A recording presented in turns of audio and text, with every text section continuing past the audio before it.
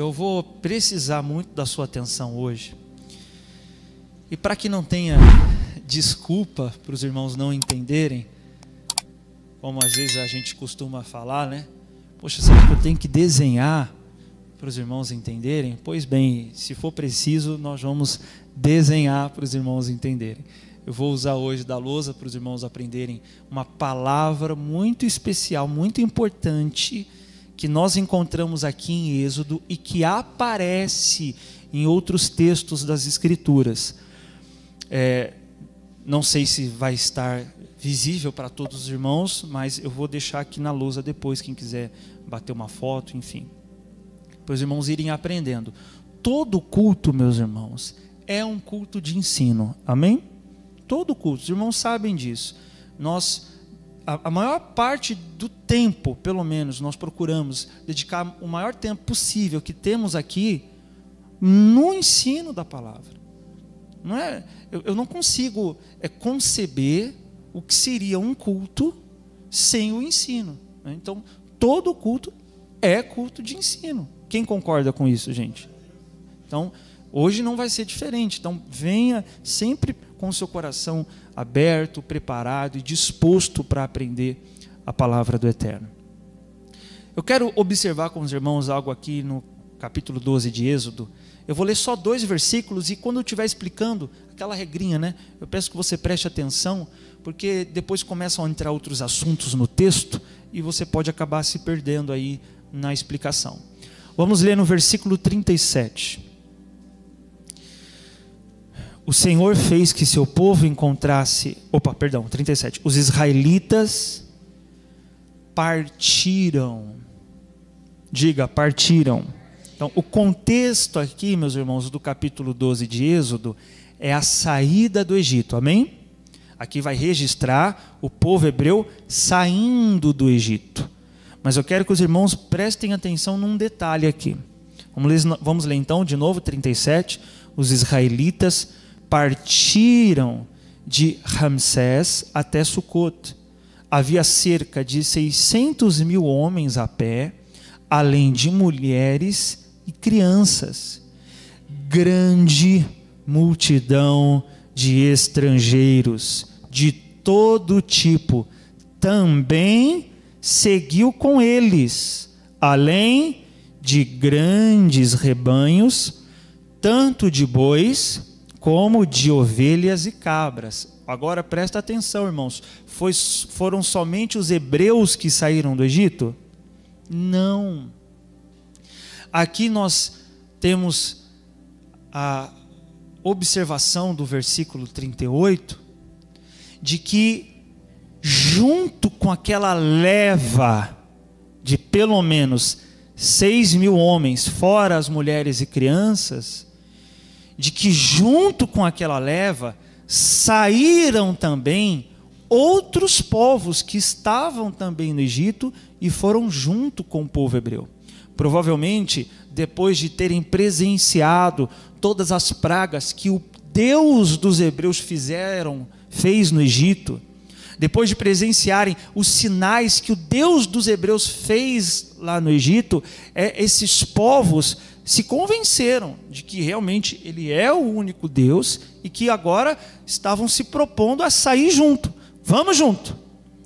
E aí, essas pessoas, ou esse povo, é chamado, aqui no versículo 38, de grande o quê? Grande multidão.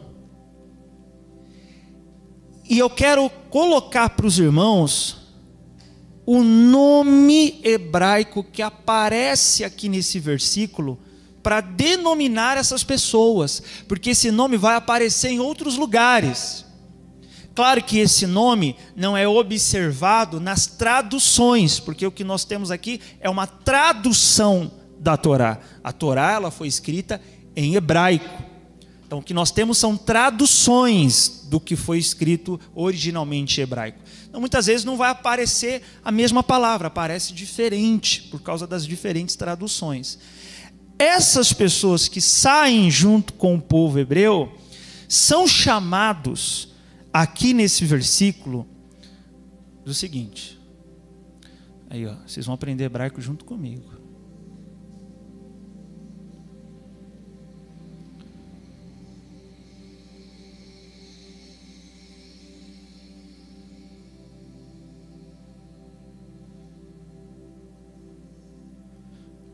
Já vou traduzir, tá, meus irmãos? Essa palavra aqui é erev, é assim que essas pessoas são chamadas aqui. Erev. E essa palavra aqui, porque no hebraico é da direita para a esquerda, erev rav. É assim que essas pessoas são chamadas. Então, esse povo que sai junto com os hebreus, no texto hebraico da Torá, são chamados do quê? Fala hebraico aí, gente, vamos lá. Erev rav. Você falou hebraico agora.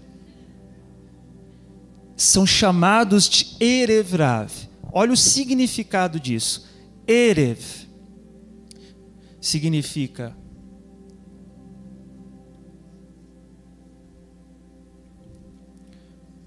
mistura. Irav, não só mestre, né? Você já viu essa palavra aqui. Quando alguém chama Yeshua de mestre, está chamando ele de Rav. Mas Rav também significa grande. Né? Às vezes alguém chama assim, o grande. É Rav também. Olha só que interessante. Então, esse povo, o que aparece aqui de grande multidão de estrangeiros, a palavra Erev, que aqui foi traduzido por multidão, no hebraico também significa mistura. Irav significa grande. Então é uma grande mistura. Aqui está o problema, meus irmãos. Era para sair só quem? Só os hebreus. Mas um povo fez o quê? Se misturou no meio dos hebreus. Olha o problema que isso aqui vai causar. Vamos ler capítulo 32 de Êxodo.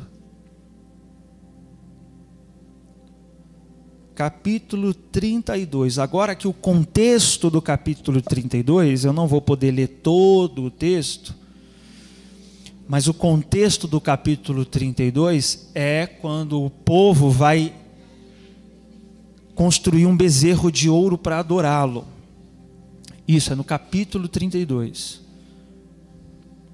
Então aqui no contexto do capítulo 32, Moisés sobe o Monte Sinai para receber a Torá, e depois de alguns dias que Moisés estava lá, algumas pessoas lá no pé do Sinai começaram a supor que ele tinha morrido e que ele não desceria mais, e que agora eles precisavam construir um Deus que os guiasse.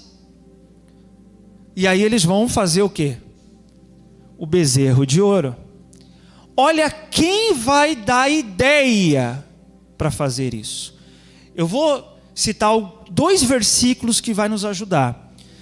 Todo o povo vai participar disso.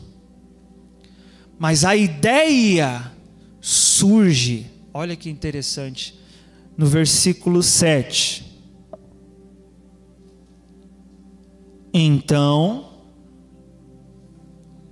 o Senhor avisou Moisés: vai, desce depressa, porque quem, gente? O teu povo, que ajudastes a subir da terra do Egito, fez o quê?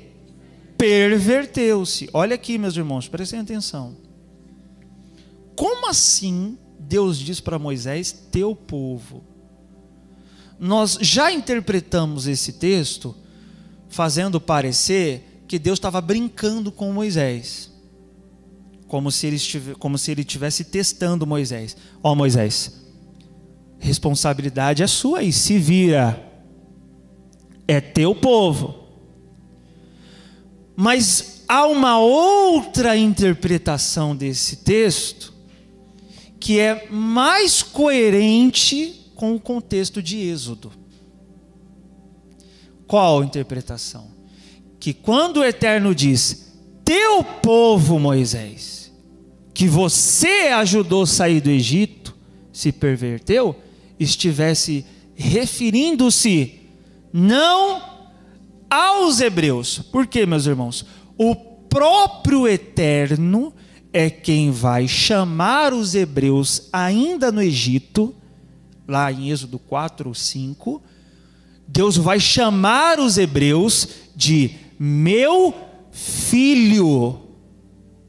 Como é que agora ele vira para Moisés e diz o quê? Seu povo. Pode estar falando da mesma gente?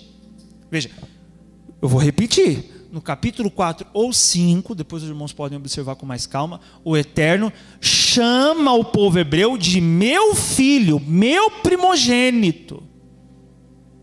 E agora ele está falando para Moisés, o teu povo se perverteu. E quem é esse povo que o Eterno diz, teu povo, Moisés?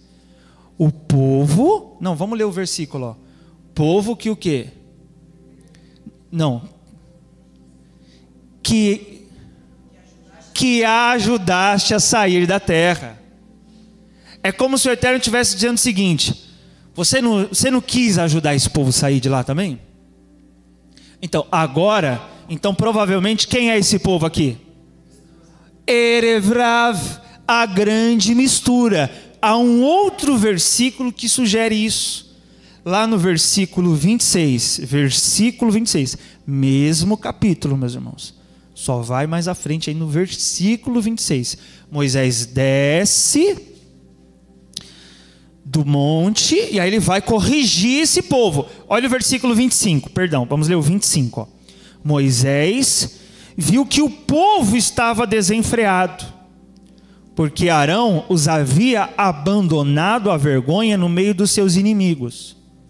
Moisés ficou de pé no meio do acampamento e exclamou, quem for do quê, meus irmãos? Quem for do Senhor, venha até mim. Todos os filhos de Levi reuniram-se em torno dele. Presta atenção aqui agora. No versículo 7 nós vimos Deus dizendo o seguinte, Moisés, quem se perverteu? Teu povo. Moisés desce e diz, quem é do Senhor, vem a mim. Quer dizer então que haviam dois povos ali embaixo. Os irmãos estão entendendo isso? Eu quero que você avance no seu entendimento desse texto. Há algo a mais aqui. E eu não estou negando o fato de que o povo de Israel pecou com um bezerro de ouro e que cometeu idolatria. Mas que a perversão no meio do povo começou com quem? Com o Erevrav. Vai se acostumando com esse termo, porque até quando você vai estudar, se você lembrar disso aqui, já vai te ajudar a entender muita coisa na Bíblia. Erevrav, o povo que estava o quê, gente? Misturado. Aqui você já começa a entender o quão é importante você tomar cuidado com o que, gente? Com a mistura, com se misturar com quem não é do Senhor. Por isso Moisés fala, quem é do Senhor, vem a mim. E aí vem os filhos de Levi. Os demais vão ser mortos, 3.000 morreram. Então Moisés já entendeu, se o problema foi a mistura, o que eu vou fazer agora então? Vou separar, vou tirar essa mistura do meio deles. Os irmãos precisam de discernimento para entender isso. Não significa não ter contato com o Erevrav, não ter contato com essas pessoas perversas, mas significa não o que, gente? Não se misturar, se envolver demais. Vamos ler outra referência no capítulo 11 de Números. Vai para Números. Você está em Êxodo, não está? Aí você passa Levítico, depois de Êxodo é Levítico. É um livro, né? Aí depois de Levítico você está em Números. Números, no capítulo 11.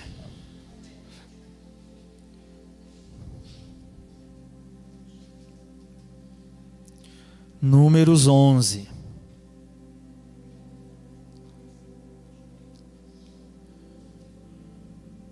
Acharam aí os irmãos?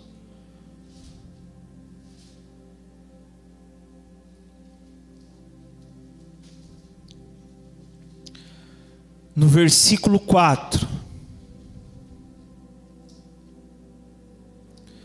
Um bando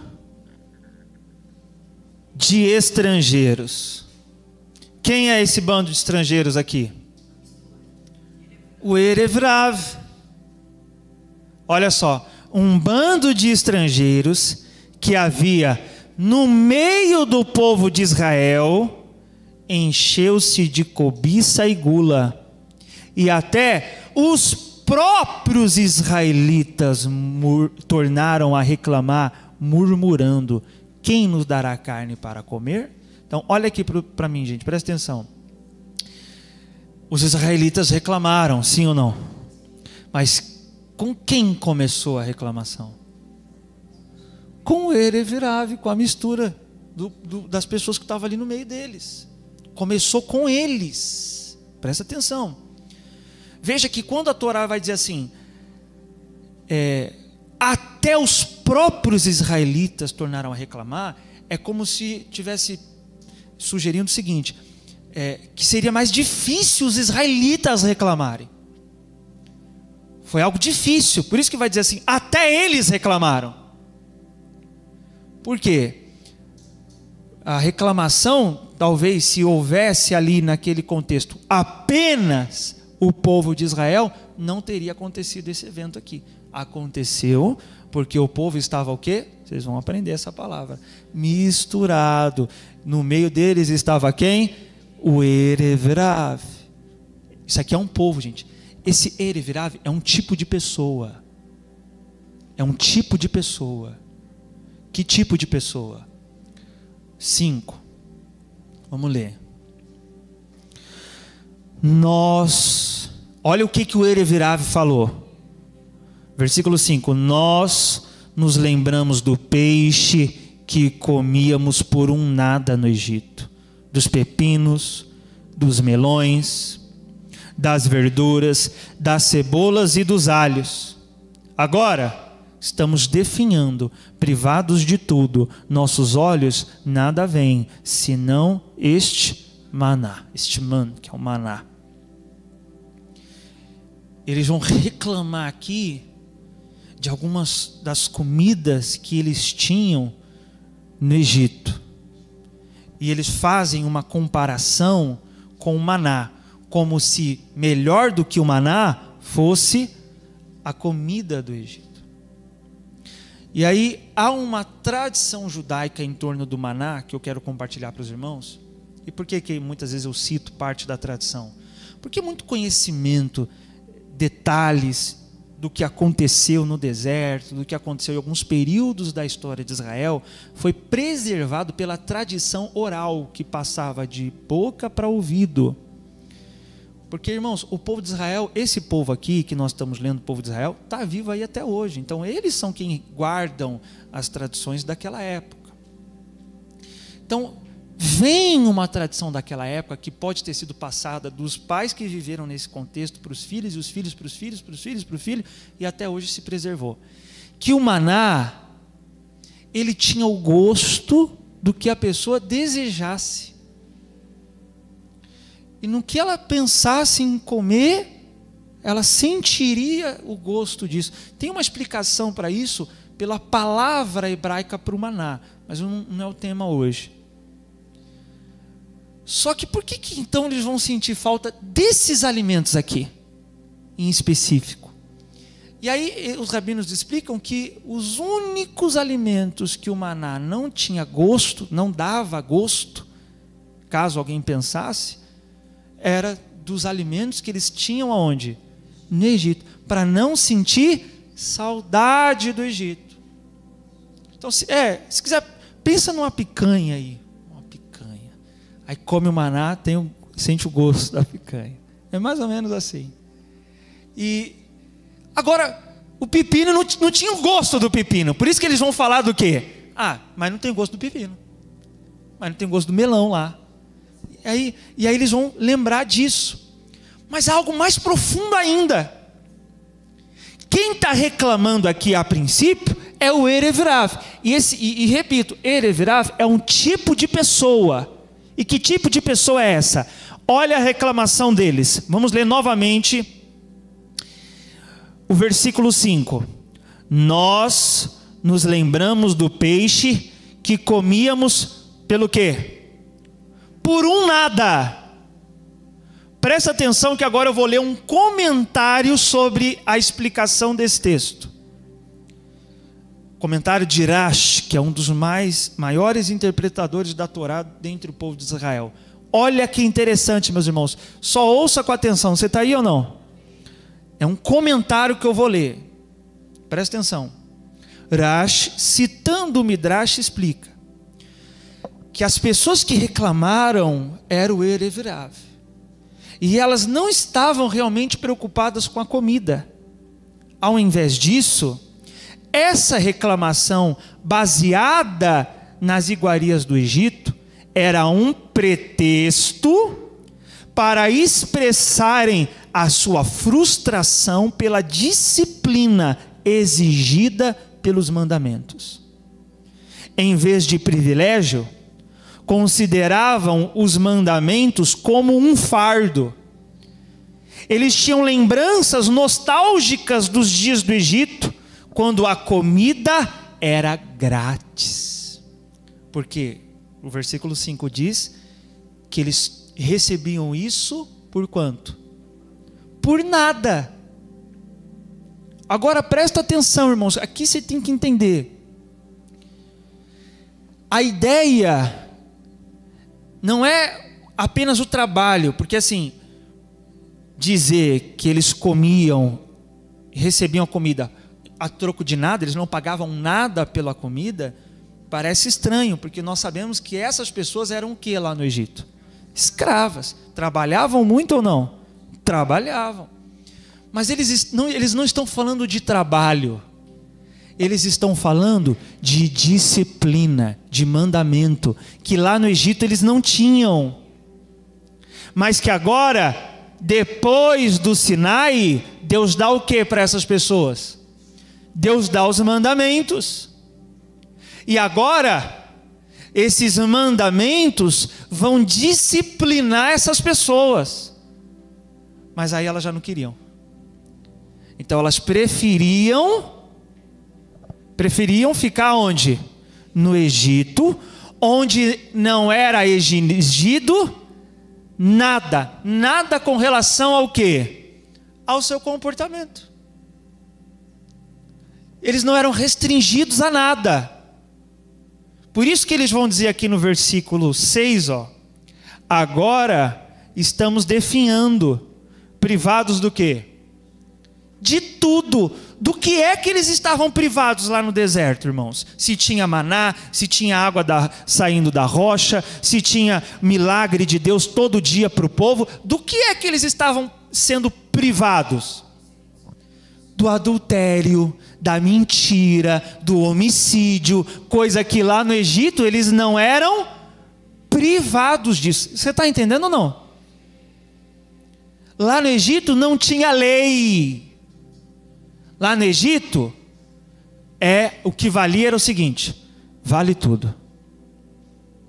Quer matar, mata. Quer adulterar, adultera. Quer mentir, mente. Quer cometer a maledicência? Cometa a maledicência. Quer fazer idolatria? Faz idolatria. Lá no Egito não tinha restrição com respeito ao comportamento, mas agora eles tinham a Torá. E o que a Torá vai fazer com o comportamento deles? Vai restringir.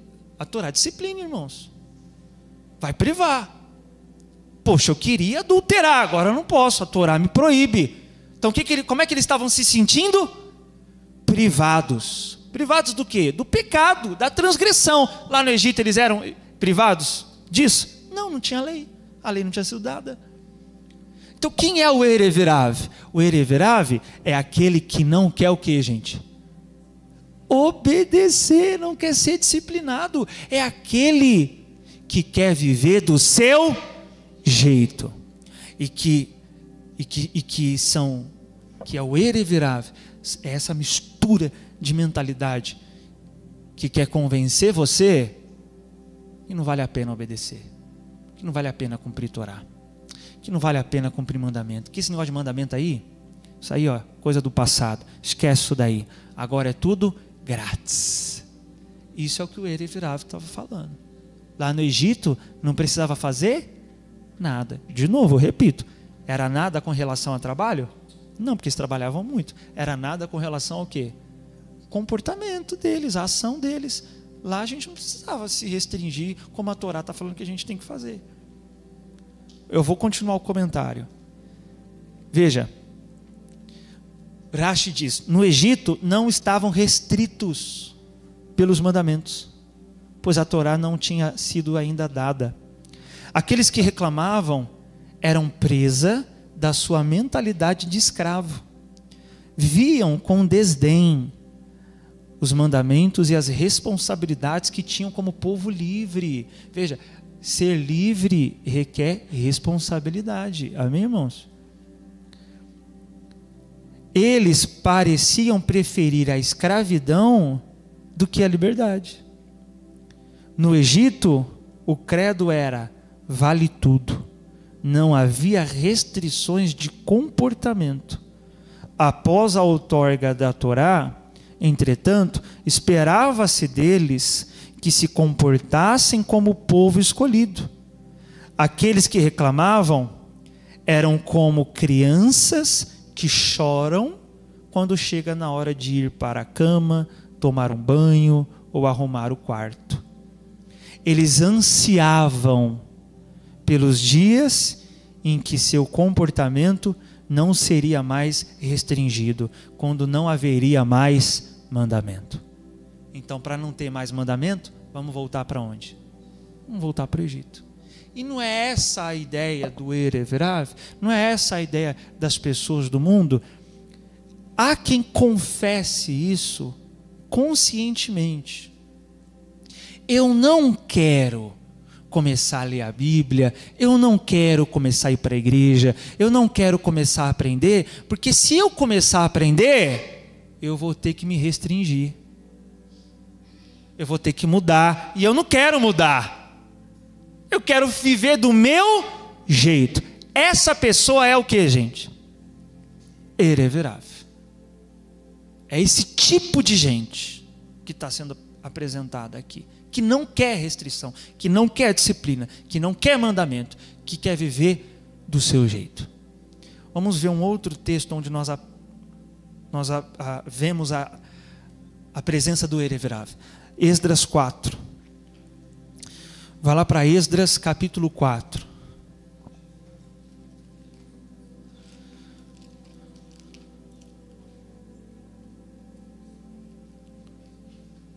Depois de Juízes aí, né?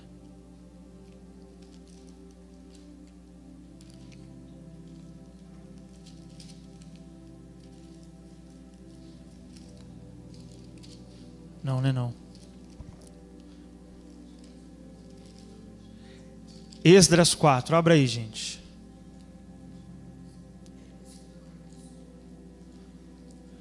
Obrigado. Vocês estão com o celular aí, né?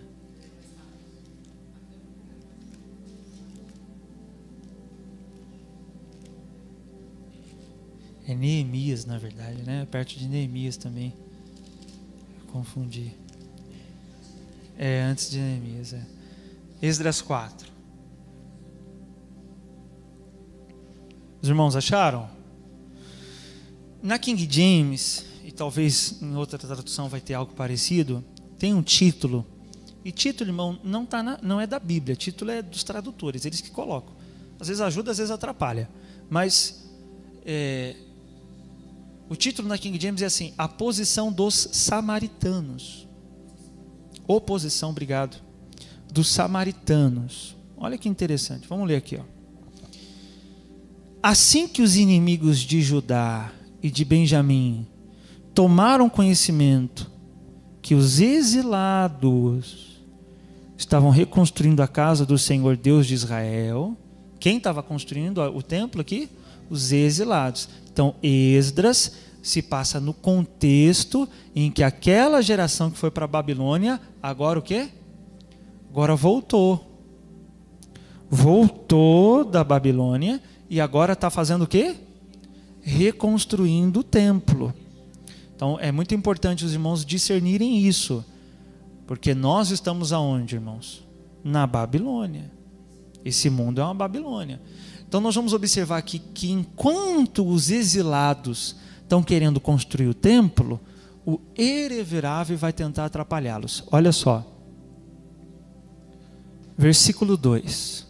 Foram falar com Zorobabel e com os chefes de famílias e lhes propuseram: desejamos ajudar-vos a construir, pois como vós, buscamos também cultuar o vosso Deus e temos oferecido sacrifícios a ele desde os dias de Esarhadon, rei da Assíria, que nos trouxe para cá. Essas pessoas eram povo de Israel, então? Não. Quem os levou para lá? O rei da Síria. Sabe quem são esses aqui, meus irmãos? Presta atenção aqui para os irmãos entenderem. Aqui é a origem daquele conflito que vai ser encontrado no Novo Testamento entre judeus e samaritanos. Os irmãos já ouviram sobre isso, sim ou não? Já ouviram, né? Todo mundo sabe que tinha uma treta lá entre judeus e samaritanos. Por que havia esse conflito? A origem é aqui. Quem eram os samaritanos? Samaria era uma região parte de Israel. A princípio, habitada apenas pelo povo de Israel. Mas quando o rei da Síria invade parte de Israel, e o que vai registrar isso é 2 Reis 17, ele faz diferente de Nabucodonosor. Veja, Nabucodonosor, ele tira o povo de Israel de Jerusalém e leva para a Babilônia. O rei da Síria traz outros povos para dentro de Jerusalém. E acontece ali, com esses povos que vieram de outras nações, eles trouxeram também para dentro de Israel, que foi a capital do rei da Síria, foi Samaria. Eles trazem para essa região também seus deuses, suas imagens, seus cultos. Então ali na região da Samaria acontece uma mistura. Com os anos, o culto a Deus, como era feito antes dessa mistura, já não acontecia mais. Só na região de Judá. Então, os que eram da região de Judá não queriam se misturar com os da região da Samaria. Por quê? Eles estavam misturados com outros povos. E a questão não eram os povos, mas era a mentalidade, a idolatria, as outras divindades. E lá em 2 Crônicas 17, vai dizer que lá na Samaria, eles cultuavam o Deus de Israel, ao mesmo tempo que cultuavam outros deuses. Por isso que vai existir esse conflito. Não é porque o Samaria era uma coisa assim preconceituosa, ou porque o judeu é raça ruim. Não, é porque eles não queriam o que, gente? Se misturar. Eles já sabiam a treta que foi essa mistura para Moisés lá no deserto. Eles que vão dar a ideia do bezerro, eles que vão murmurar lá no lugar onde vão ser mortos também muitas pessoas por causa da cobiça. Foi o irreverável, foi a mistura. E aí eles estão agora aqui, agora eles que estão lá, falando para Zorobabel: deixa a gente participar aí com vocês do templo. Vamos ver o que Zorobabel vai falar. Contudo, Zorobabel, quem mais? O que aparece aí? Jesua. Olha que interessante, irmãos. Sabe como é que está em hebraico aqui? Yeshua. Yeshua. Está as mesmas letras do nome Yeshua, que hoje é traduzido como Jesus, as mesmas letras em hebraico, aparece aqui no nome dessa pessoa chamada de Jesua. Por isso que é parecido a tradução. Então, olha que interessante, o nome de Jesus aqui, né? Ah, quer dizer que era Jesus lá? Não, não tem nada a ver, mas o nome já aparece. Olha que interessante.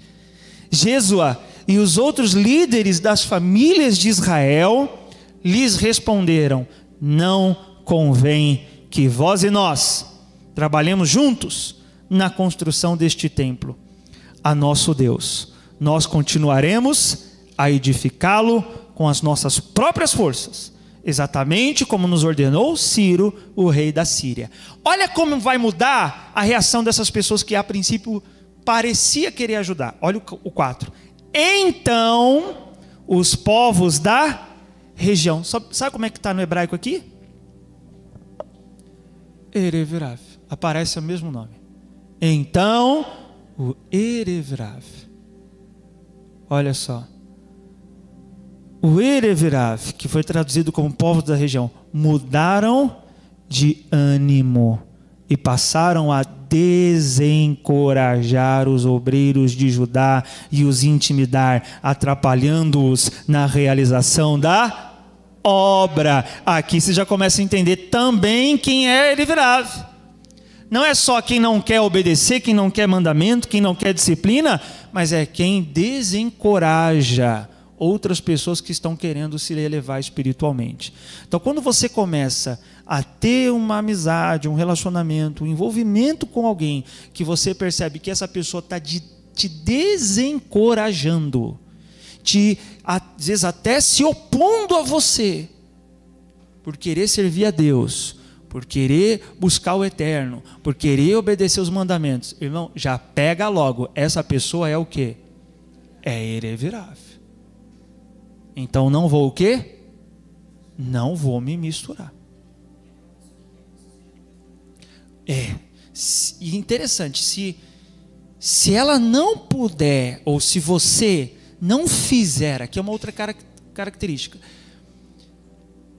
é a pessoa que enquanto você está fazendo o que ela te pede, ela está com bom ânimo com você. Mas na hora em que você nega algo que ela te pede, o ânimo muda e ela começa a te perseguir. É o que aconteceu aqui. Foi falar não para essa gente que logo cai a máscara. Eles não queriam ajudar coisa nenhuma. Eles estavam aí atrapalhando. Tem horas que a gente vai ter que dizer não. Tem horas que a gente vai ter que dizer não, não vou fazer. Não, você não vai participar não. Não, não vai vir não. Você pode acessar a minha vida até aqui. Daqui para cá não vem não. Porque eu não vou me misturar. Você tem que ter discernimento, meu irmão. Vai se misturando muito, que o Erevrav pode corromper você. Não corrompeu esse povo aqui, porque eles tiveram discernimento de não permitir que isso acontecesse. Mas houve uma oposição da parte deles. E o mundo é essa oposição, meus irmãos, porque o mundo é o Erevrav. O mundo é esse povo que não quer mandamento, que não quer disciplina, que não quer subir para Jerusalém e que vai se levantar contra aqueles que se propuserem a isso. É o Erevrav. Mas em comparação ao Erevrav, a essa mistura de gente, há um outro povo. E eu quero que você volte em Êxodo. Você já achou uma vez, você consegue achar de novo. Êxodo 19. Vai para o capítulo 19 agora. Vamos agora discernir quem eu tenho que ser então. Que é o que inclusive a missionária falou na ministração que ela trouxe aqui, né? Amigo que não te eleva espiritualmente, não tenha receio de perdê-lo. Não que você vai ser ofensivo, não que você vai... eu já falo o versículo. Não que você vai se opor, mas só tome cuidado para não se misturar. E para os irmãos que são funcionários em algumas empresas, trabalham... os que têm um próprio negócio ainda têm uma certa liberdade maior. Mas quem está envolvido com outras pessoas, veja, lá essa mistura ia acontecer no meio do trabalho. Porque eles disseram assim, deixa a gente trabalhar com vocês. E no meio do trabalho é que a coisa pega, é ou não é, gente? Você não tem como evitar contato, você está ali no meio, né? Na escola, no trabalho. Então tem que tomar um cuidado. E por isso que você tem que pedir a Deus até ora ao Senhor. Eu sei que às vezes não vai ser possível, mas ora ao Senhor. Me coloca numa sala que não vai ter muito erivirave. Me coloca num trabalho que não vai ter muito erivirave. Senhor, vai me conduzindo de uma forma que eu não fique me misturando muito, porque é fácil se corromper, gente. Corrompeu Israel. Vamos ler aqui o capítulo 19 de Êxodo. No versículo 5.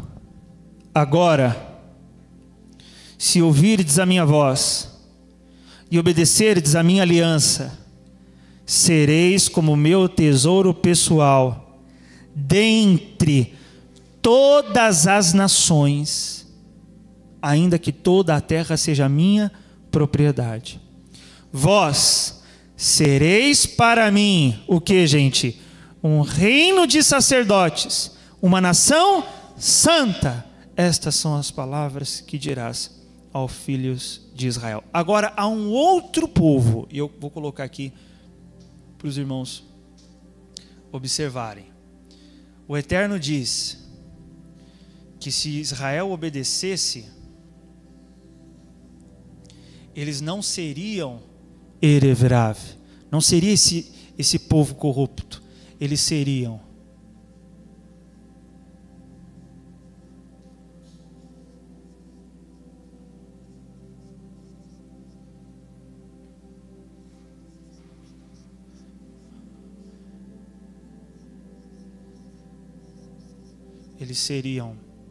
Mamelech Kohanim, reino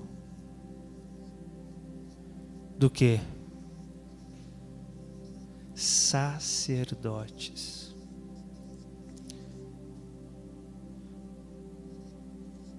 Reino de sacerdotes. Eles seriam Vegoi Kadosh.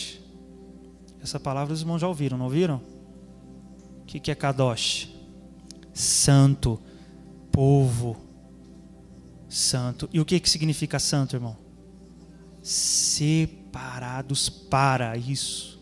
Separados para Deus. Então olha que interessante. Então havia o Erevrav, ou há o Erevrav, que não quer mandamento, que se opõe aos que se elevam a Deus, e há o reino de sacerdotes, e há o povo santo. Mamelet Kohanim Vegoi Kadosh. O que é santo? Separados. Então o que Deus quer fazer? Do meio do Erevrav, Ele quer separar um povo santo. Separar porque não vai se misturar. E não se misturar não é pegar um foguete e morar na lua.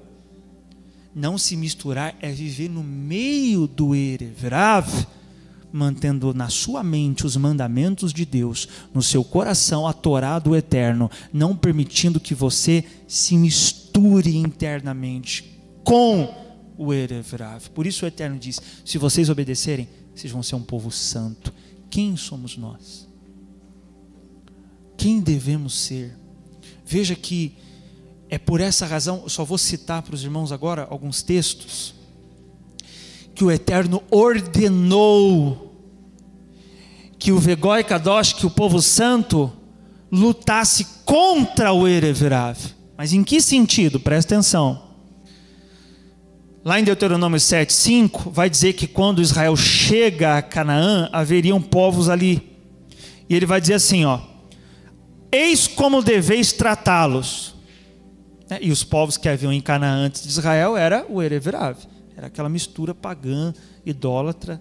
Eis como devereis tratá-los: demolir seus altares, despedaçar suas estelas, colunas sagradas, cortar seus postes sagrados, queimar suas imagens de ídolos. Eita, eu vou chegar lá naquele trabalho lá, se o patrão colocou lá a imagem, eu vou chegar lá quebrando.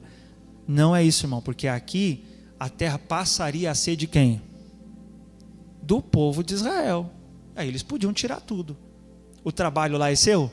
A empresa lá é sua? Não, então você não pode. Você quer dono, sim. Agora, quem não é, não pode. Chega lá quebrando. Aí você é mandado embora. Qual é a ideia aqui? Olha só. Ele vai dizer assim: vocês vão queimar suas imagens de ídolos, pois tu és um povo consagrado, um povo separado, um povo santo para o seu Deus. Foi a ti que o Senhor seu Deus escolheu dentre todos os povos sobre a face da terra, para ser de seu povo querido, seu tesouro pessoal. Então o que ele está dizendo? Se você é povo santo, você está numa luta contra o Erev Rav. E essa luta, não no sentido de combater as pessoas, mas num certo sentido de se opor às pessoas. Nesse sentido, sim, é ou não é verdade, gente? Há uma oposição. Não há uma aposição, que é se pôr junto. O que Yeshua fala? Quando eu estava aqui, Yeshua disse isso em João 15, quando eu estava no mundo, ele diz, o mundo me odiou. Porque Yeshua é oposto ao mundo, é contrário. Então o mundo vai amar?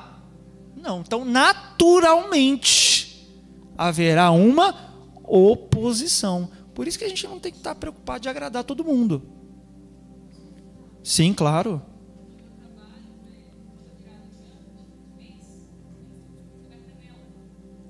Aí, ó, macumbinha. Nossa.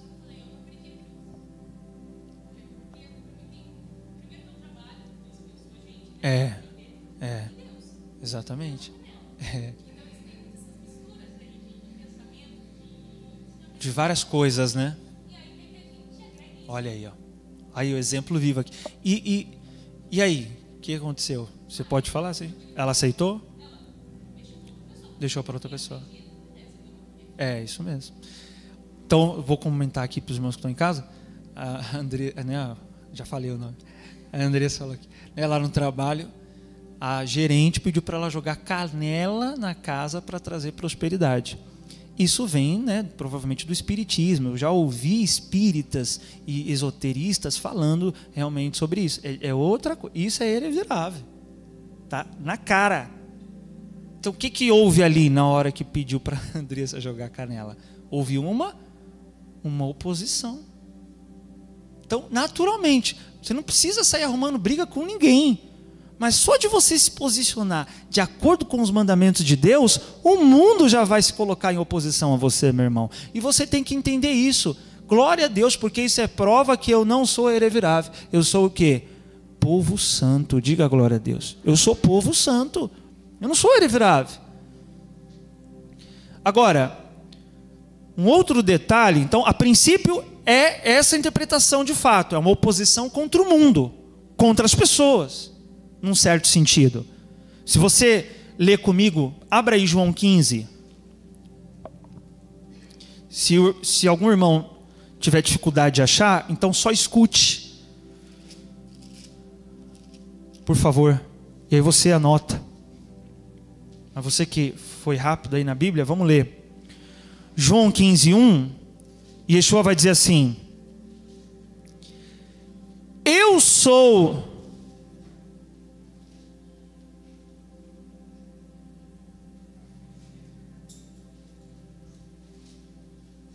Perdão, não é 1 não, é 18.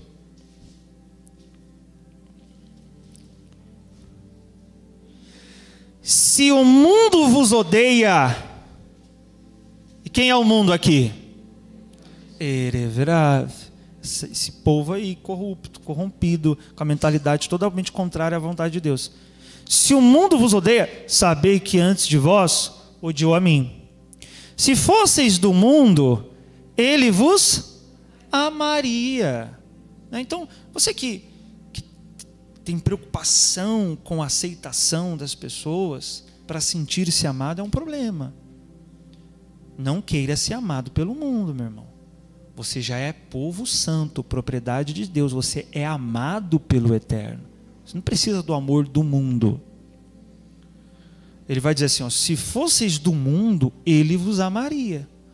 como se pertencesses a ele. Entretanto, não sois propriedade do mundo, mas eu vos escolhi e vos libertei do mundo. Por essa razão, o mundo vos odeia. Veja, eu vos escolhi dentre aonde? Dentre o Erev Rav, dentre essa corrupção que há no mundo, ele nos separa. Então você está lá, né? Como eu disse, no trabalho ou em alguma roda de amigo, aí você começa, né? O cara está lá junto com os amigos do trabalho, aí os caras começam a falar de mulher, começam a falar, mostrar foto de mulher. Irmão, isso aí é Erev Rav. Se corrompe não, meu irmão. Não se mistura não, meu irmão. Você é povo santo. É só começar a falar de Torá, rapidinho todo mundo vai embora. Faz a prova. Vai embora. Ninguém quer não, gente. O Erev Rav não quer, mas o povo santo quer. O povo de Deus quer. Então você começa a perceber, você tem que começar a perceber, para não se misturar. Então há uma oposição de fato, não há uma oposição. Há uma oposição. Mas essa oposição não é só com o mundo enquanto mentalidade, e às vezes pode até chegar a se manifestar em pessoas de fato, mas é contra a nossa carne também. Porque quando a Torá fala do Erev Rav, que saiu junto com os hebreus, no mesmo versículo vai dizer assim, eu só vou citar para os irmãos. Então o Erev Rav saiu com eles, como também grandes rebanhos, tanto de bois como de ovelhas e cabras. Então, no mesmo versículo que fala que o Erev Rav sai com os hebreus, diz que os animais também foram. Então, num certo sentido, os rabinos explicam que o Erev Rav, que Erev, né, ou o Erev Rav, não é só a mistura com a mentalidade do mundo, mas é também o nosso lado animal. E agora o Canetão já cansou de trabalhar. Ou seja, essa oposição contra o Erev Rav é uma oposição também contra o nosso Yetzer Hará, que é a inclinação para o mal, que é o que Paulo fala, né? Há uma oposição. A carne, ela é oposta ao quê? Ao Espírito. Há uma oposição. Então, essa oposição, ela é interna, mas ela também é externa, porque há oposições no mundo. Acabamos de ver um exemplo aqui que a Andressa nos trouxe. E quando se trata, meus irmãos, de Erev Rav enquanto povo, enquanto pessoas, quem nós, gentios, éramos? Nós éramos o Vegoi Kadosh ou nós éramos Erev Rav? Nós éramos Erev Rav, meus irmãos. Dentre todos os povos, Deus separou um povo para ser reino de sacerdote. A gente é isso aqui, era isso aqui. O que mudou? Quem nos trouxe daqui para aqui? Yeshua. Porque Jesus vai dizer que Ele nos resgata do império das trevas para o reino do seu Filho amado. Paulo vai dizer que Jesus se entregou na cruz para nos desarraigar do mundo, é nos tirar do Erev Rav. É o que ele está dizendo, eu escolhi vocês do meio da onde? Do meio do mundo, e eu tirei vocês de lá. Veja que qualquer nação que não fosse Israel era Erev Rav. Por quê? Eu vou citar para os irmãos um versículo, preste muita atenção, a respeito da idolatria que há entre as nações. Vai ser dito o seguinte, está em Deuteronômio 4,19. Não, cuidado, ele vai dizer assim, ó, cuidado ao levantares os vossos olhos em direção ao céu e observardes o sol, a lua, as estrelas e todos os demais corpos celestes. Não vos deixeis seduzir por esses astros para adorá-los. Olha que interessante, está falando da idolatria. Porquanto são apenas coisas, né, essa idolatria, são coisas que o Senhor distribuiu entre todos os povos que vivem debaixo do céu. Veja, depois lá de Babel, que Deus faz a divisão das línguas, há um juízo dele às nações. Qual juízo? As nações são entregues à idolatria. Então qualquer nação que não fosse descendência de Abraão, porque em sua geração ele era o único que não era idólatra, pelo menos é o que aparece na Torá. Até seus pais eram idólatras. De Abraão, Deus separa, o que ele fala? Sai da onde? De novo, né? Interessante. Sai da sua terra, que é da onde? Erev-Rav. Sai daí, do meio da sua parentela. Como que era a parentela de Abraão, meu irmão? Tudo idólatra. Sai daí. Então Deus tira Abraão, e de Abraão ele faz um povo, que seria o povo santo. Então qualquer pessoa que não pertencesse à descendência de Abraão, fatalmente pertenceria ao que, gente? Ao Erev-Rav, que é o nosso caso. Nós nascemos Erev-Rav. Todo mundo, a maioria que veio da idolatria.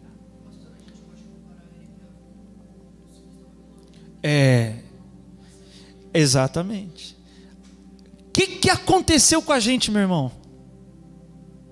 Esse texto da Torá que eu e você lemos, que Deus fala a Israel, vocês serão meu povo santo, Pedro agora aplica aos que creem em Yeshua. E ele vai dizer assim, só vou citar para os irmãos por causa do horário: vós sois geração eleita, sacerdócio real. Ele usa as mesmas palavras, Mamelet Kohanim, reino de sacerdotes, povo, olha só, nação santa. Ele usa de novo a mesma palavra, Vegoi Kadosh, povo santo. As mesmas palavras que Deus fala a Israel, Pedro agora fala a todo que crê no Mashiach.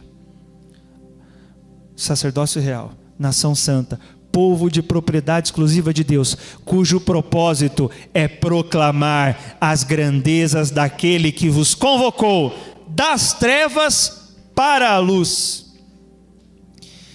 Vós sim, que antes não erais sequer povo, mas agora sois o povo de Deus. Não tinhas alcançado misericórdia, contudo agora recebeste. Você pode dizer glória a Deus por isso? Jesus nos resgatou, meus irmãos. Por que nós estamos aqui adorando o Deus de Abraão, o único Deus, querendo aprender dos mandamentos de Deus, ouvindo sobre isso aqui? Quem já ouviu isso aqui uma vez na vida?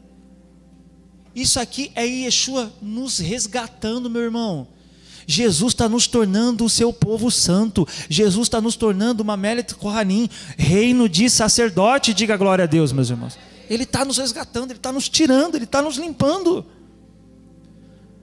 Paulo vai dizer também em Romanos 1,5: recebemos graça e apostolado para chamar dentre todas as nações um povo para a obediência. Dentre o Erev-Rav, Ele separa um povo. Mas você precisa se decidir. Quando Moisés desce do Sinai, ele diz: quem é do Senhor, vem a mim. Todo dia você tem que decidir isso. Você está na conversa lá com o Erev-Rav, aí ele começa a falar de mulher, começa a falar de adultério, começa a mostrar pornografia. Aí você tem que imaginar Moisés aparecendo para você e falar assim: quem é do Senhor, vem a mim. E você sai. Quando você vê que está começando a se misturar com uma mentalidade contrária aos mandamentos de Deus, você tem que lembrar: eu escolhi ser do Senhor, eu vou sair do Erev-Rav, eu vou ser povo santo. É no meio do mundo, mas não se misturar com a mentalidade, com os valores e às vezes até mesmo com algumas pessoas. Quem entendeu isso, meu irmão? Fique de pé no seu lugar.